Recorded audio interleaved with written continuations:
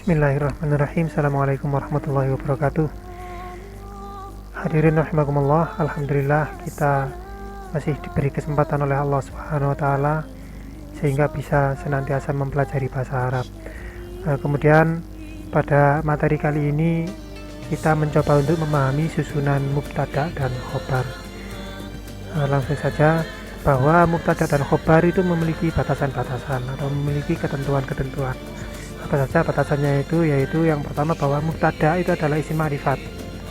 Isim ma'rifat, isim yang beralif lam, isim dhamir, isim alam, isim asyarah dan sebagainya yang diterangkan oleh kata atau frasa setelahnya dan dibaca rafa. Jadi mubtada adalah isim ma'rifat yang diterangkan oleh kata setelahnya dan dibaca rafa atau dhamma. Kemudian khobar itu adalah isim atau jumlah. Jadi isim itu satu kata atau jumlah itu gabungan dari kata yang menerangkan mubtada dan dibaca rafa juga. Kemudian khobar selalu sesuai dengan mubtada dalam hal bilangan, apakah itu mufrad, musanna atau jama', dan juga dalam hal jenis, apakah muzakkar dan muannasnya. Jadi kalau mubtadanya mufrad maka khobarnya mufrad dan sebagainya. Penjelasan mendetail nanti. Jika mubtada berupa jamak tidak berakal maka khobarnya berbentuk mufrad muannas. Dan pada dasarnya khobar selalu nakirah. Namun khobar juga bisa terdiri dari isim ma'rifat dengan beberapa ketentuan. Langsung kita beralih pada contoh. Ini adalah bentuk sederhana dari mubtada khobar. Contohnya al-masjidu wasi'un dan al-jami'atu wasi'atun. Yang menjadi mubtada di sini adalah al-masjidu dan al-jami'atu. Kenapa? Karena al-masjidu dan al-jami'atu itu adalah isim yang ada alif lamnya atau isim ma'rifat. Dan kemudian harokatnya dhammah. Kemudian khobarnya adalah wasi'un dan wasi'atun. Kenapa? Karena isim nakirah dan mendapatkan tanda dhammah, harokat dhammah di akhirnya. Kemudian ketika mubtadanya mufrad maka khobarnya juga ikut mufrad. Al-masjidu mufrad, al-jami'atu mufrad, maka khobarnya juga mufrad juga, wasi'un atau wasi'atun. Jika mubtadanya muzakkar maka khobarnya juga ikut muzakkar. Al-masjidu adalah muzakkar, wasi'un itu juga muzakkar, al-jami'atu muannas, ada tak marbutah di akhir, maka khobarnya juga muannas juga, wasi'atun. Jadi wasi'un ditambah tak marbutah menjadi wasi'atun, dimuannaskan. Kemudian contoh berikut adalah al-masjidani wasi'ani atau al-ulama'u salihuna.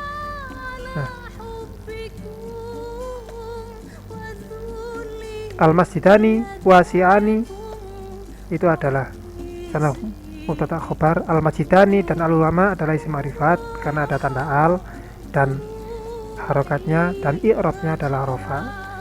Yang al-masjidani itu rafanya bukan dengan dhammah. Kenapa? Karena isim tasniyah, maka tanda rafanya itu adalah dengan alif nun. Penjelasan menyusul. Al-ulama'u itu tanda rafanya dengan dhammah. Kemudian khobarnya adalah wasi'ani dan salihuna. Wasi'ani sama seperti tadi, khobar dari isim nakirah. Tanda rafanya adalah alif nun. Kenapa? Karena isim tasniyah. Dan salihuna itu adalah jamak muzakkar salim. Jamak muzakkar salim tanda rafanya adalah dengan wawu nun. Penjelasan juga menyusul. Jadi jika mubtadanya muzakkar musanna maka khobarnya juga muzakkar musanna. Al-masjidani ada alif nun musanna muzakkar, wasi'ani ada alif nun juga musanna muzakkar. Jika mubtadanya jamak akil, jamak dari orang yang berakal, apakah jamak taksir atau jamak muzakkar salim, maka khobarnya juga ikut jamak. Al-ulama'u, para ulama itu adalah jamak. Solihuna adalah orang-orang soleh. Orang-orang soleh itu jamak muzakkar salim. Jadi mubtada khobar itu khobar selalu mengikuti mubtadanya. Contoh berikut, al-masjidu wasi'atun, al-mu'minatu sholihatun, al-masajid atau al-mu'minat itu adalah mubtada'nya. Al-masajid dan al-mu'minat itu adalah mubtada'. Kenapa? Karena isim ma'rifat ada alif lamnya dan rafa, tandanya dhammah. Kemudian khobarnya adalah wasi'atun dan sholihatun. Jadi khobarnya terdiri dari isim nakirah dan rafa juga atau dhammah.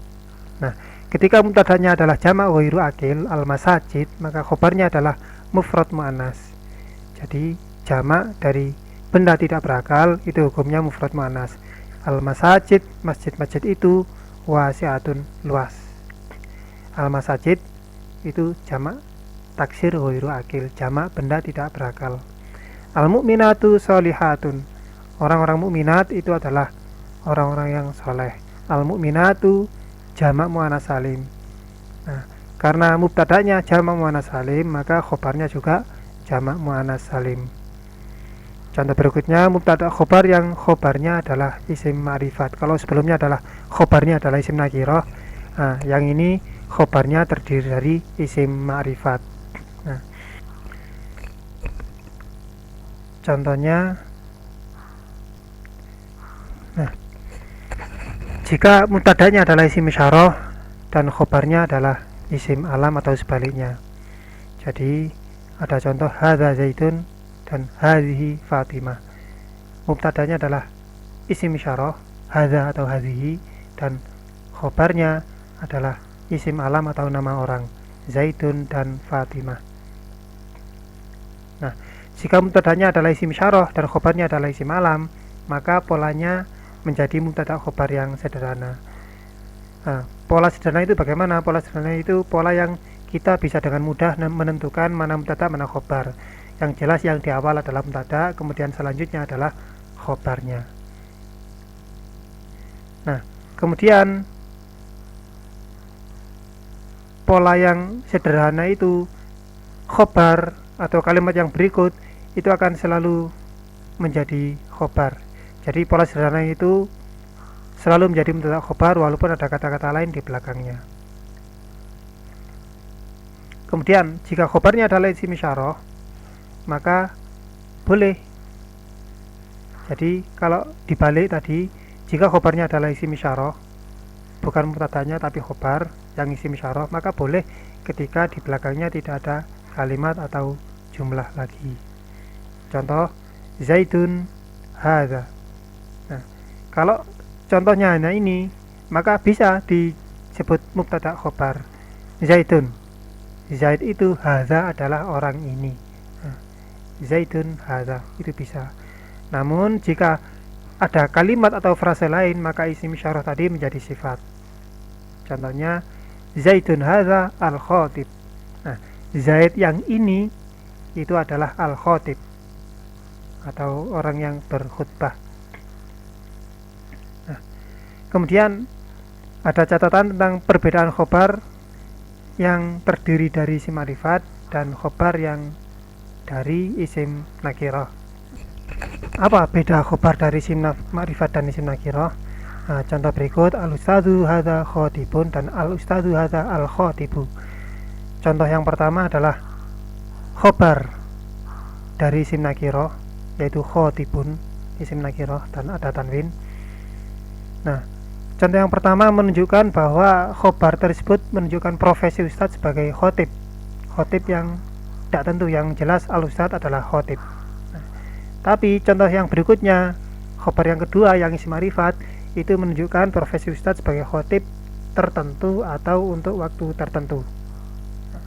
Contohnya, jika dalam sebuah forum ada beberapa ustadz, misalkan di masjid ada musyawarah takmir misalkan, kemudian ada beberapa ustadz, ada yang bertanya, ustadz yang mana yang menjadi khotib nanti, atau ustadz yang mana yang menjadi khotib nanti.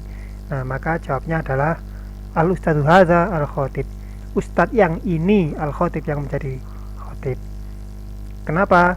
Karena khotib nanti, istilah khotib nanti itu tertentu, ma'rifat, khotib untuk sholat nanti, maksudnya seperti itu. Jadi bukan khotib yang tidak ditentukan atau segala khotib atau khotib di masjid yang mana, bukan, tapi khotib tertentu atau khotib yang sudah ditentukan untuk khutbah tertentu. Nah, karena khotib nanti atau khotib itu tertentu adalah isim ma'rifat. Jadi al-khotib maksudnya al-ustadzu hadza al-khotib, ustadz yang ini adalah khotib untuk nanti. Maksudnya seperti itu. Nah, ikhwanir rahimakumullah, demikian tadi pemaparan tentang mubtada dan khobar. Semoga ada manfaatnya. Alhamdulillahirabbil alamin. Assalamualaikum warahmatullahi wabarakatuh.